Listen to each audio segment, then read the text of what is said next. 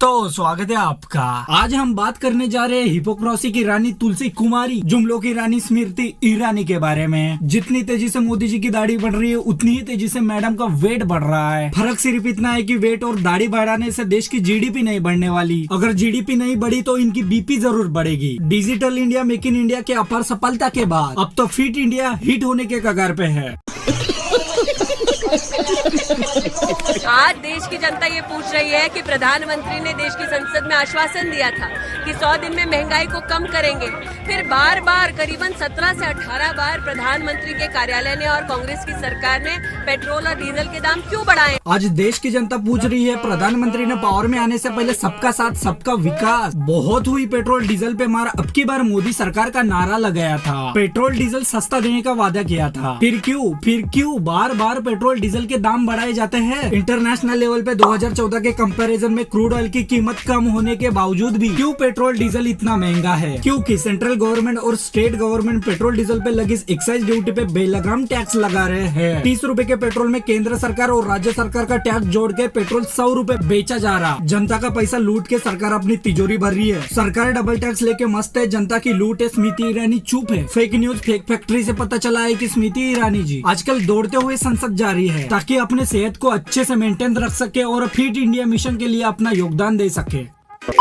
का जो ज्ञान है वो बीजेपी के बारे में कितना है? आप पहले हम ये शुरू करते हैं, आप यहाँ से बताइए कि how many states are there in India? I wouldn't know, sir. You wouldn't know. BJP की कितने स्टेट्स में सरकार है? फिलहाल मैंने यहाँ देखी है 3 स्टेट्स में, बाकी I don't know. बाकी आप नहीं जानते हैं। बहरहाल 7 स्टेट्स में है।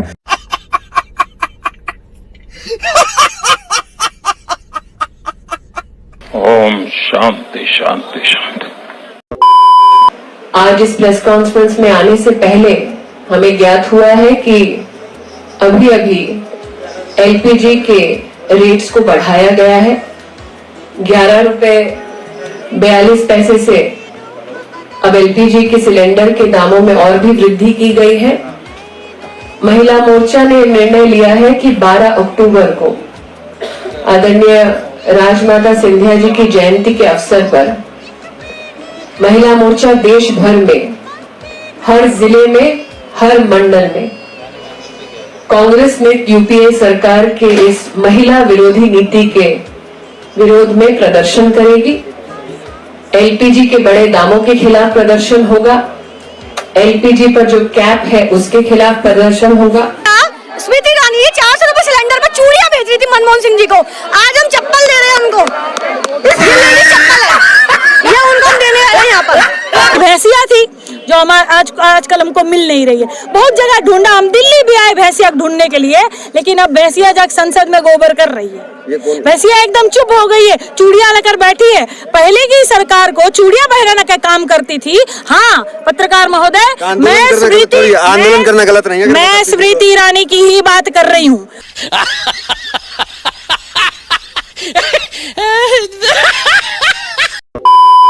2014 के पहले मैडम जब विपक्ष में थी तब महंगाई पर सिलेंडर उठा कर रास्ते पे उतर जाती थी। जब वो वीरांगना नारे दिया करती थी, सड़कों पे आंदोलन किया करती थी, महंगाई पर प्रधानमंत्री को चूड़ियां भेजा करती थी। अब की बार मोदी सरकार का नारा दिया करती थी। अब वो सरकार में आई तो पूरे वादे ही भूल गई। 2014 के कंपैरिजन में सिलेंडर के दाम इनके सरकार में दुगने हो गए तो वीरांगना छुपंगना बन गई। जितनी तेजी से महंगाई बढ़ रही है उतनी ही तेजी से मैडम अपने कॉलेज के नाम चेंज किया करती थी। इनका वजन इतना भारी हो गया है कि आज इनकी महंगाई पे आवाज नहीं आती।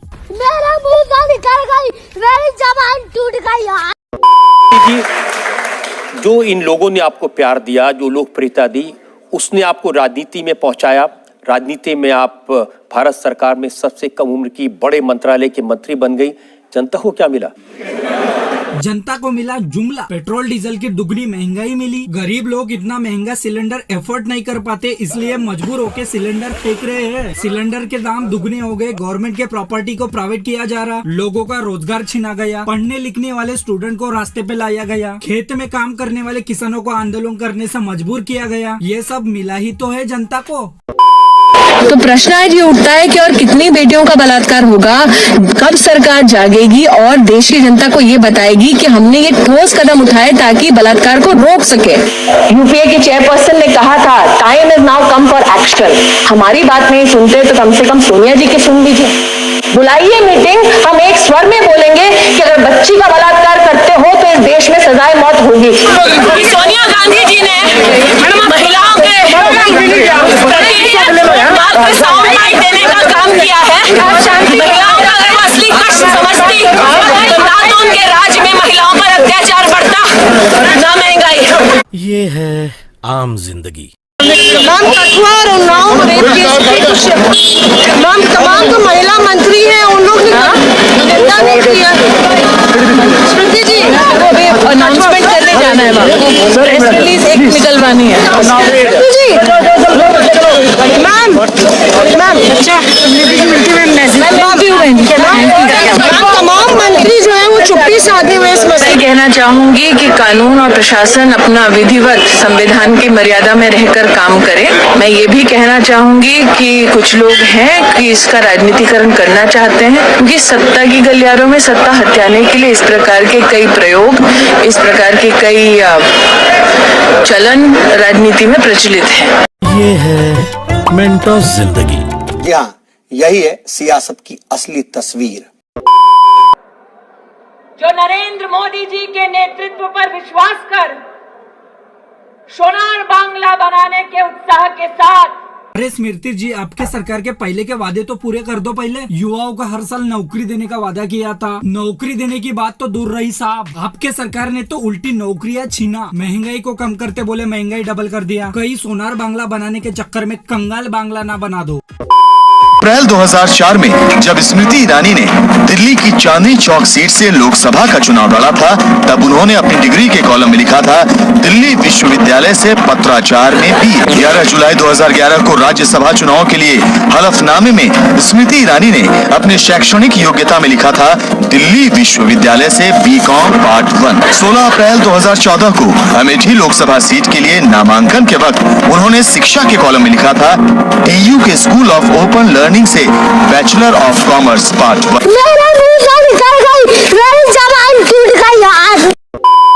फेक डिग्रियों की फैक्ट्री होगी, असल मुद्दों की कभी बात नहीं होगी, जुमलों की भरमार होगी, आंकड़ों की बाजीगरी होगी, तथ्यों की गड़बड़ी होगी, लेकिन आपकी कभी बात नहीं होगी। 2014 के पहले जब ये विपक्ष में बैठे थे और आज सत्ता में आए तो अपने वादे को ही भूल गए, जिसके कारण ये सत्ता में आए थे। बहुत हुई महंगाई पर मार, अब की बार मोदी सरकार। बहुत हुई पेट्रोल डीजल पर मार, अब की बार मोदी सरकार। बहुत सारे वादे किए थे, लेकिन ये वादे सिर्फ वादे बन के रह गए। वादे जुमले बन के रह गए, और जुमले सिर्फ जुमले होते हैं, हकीकत कभी नहीं बन पाते। अगर ये वीडियो आपको अच्छी लगी तो वीडियो को शेयर कीजिए, चैनल को सब्सक्राइब कीजिए। वीडियो देखने के लिए धन्यवाद।